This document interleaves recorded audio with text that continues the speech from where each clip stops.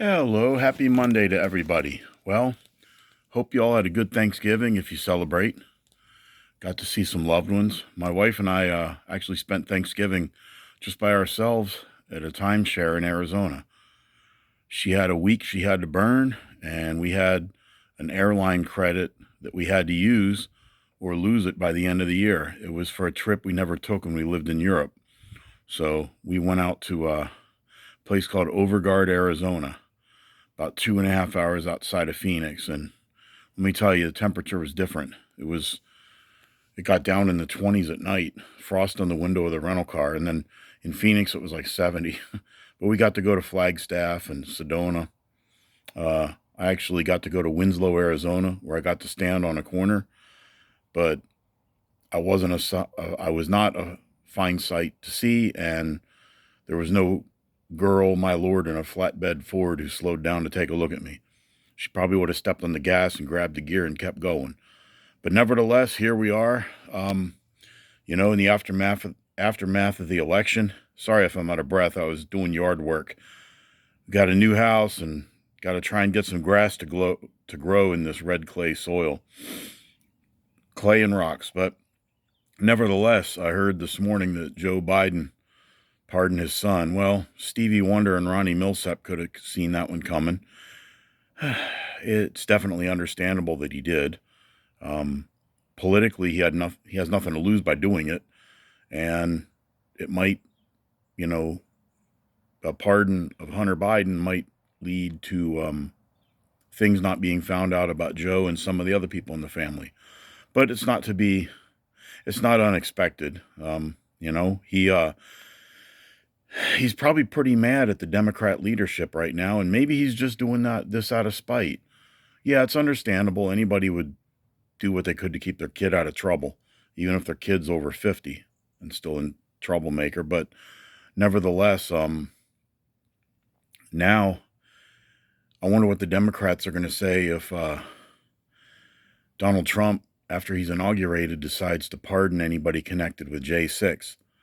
As far as I'm concerned, the people who actually committed acts of violence, assault, vandalism, arson, theft, whatever, no, they shouldn't deserve a pardon if they were actively breaking the law. Other people who were just there or people who were invited in by the Capitol Police, no, they should be given clemency or have their sentence, reduced to time served.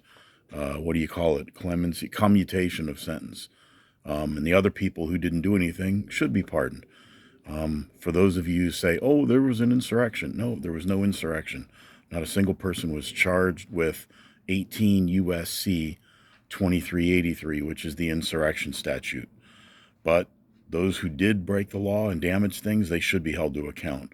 But nevertheless, here's another thing that this is going to sound tinfoil hat material, but what if Joe Biden goes ahead and pardons Hunter Biden, and say, another week or so, he steps down. Resigns from the presidency. Kamala Harris becomes president and then gives a pardon to Joe Biden. I don't know. Not likely, but certainly possible. Plus, it would throw a wet blanket on all the Donald Trump is your 47th president people. All the T-shirts that got made and everything with Trump 45 and 47. If that happens, Kamala Harris would actually be the 47th president of the United States for a very short time. And then Trump would be 48. So that would kind of ruffle some feathers. That would be a very interesting turn of events. I don't see it going down that way, but anything's possible. If nothing else, 2020, yeah, I'm sorry, I can't speak right today.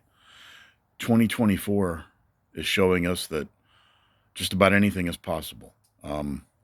So I don't know, the people who don't like Joe Biden are still not going to like Joe Biden.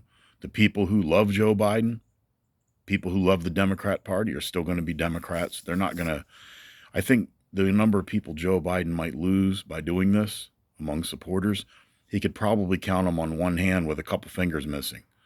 But I think, he probably feels some animosity towards the people in his own party because they pretty much threw him out.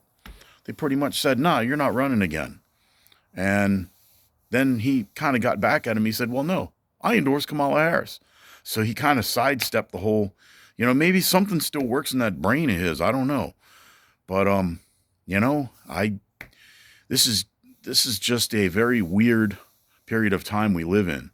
And with Donald Trump winning a term and then sitting out 4 years and then coming back, he pulled a Grover Cleveland. Interesting times.